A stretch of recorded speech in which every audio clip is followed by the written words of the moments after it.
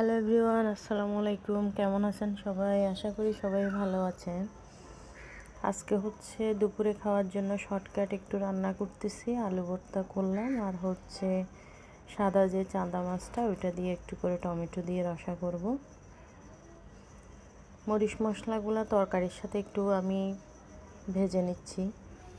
এদিকে আলু ভর্তাটা রেডি করে নিলাম, ধন্যবাদটাও রাখলাম।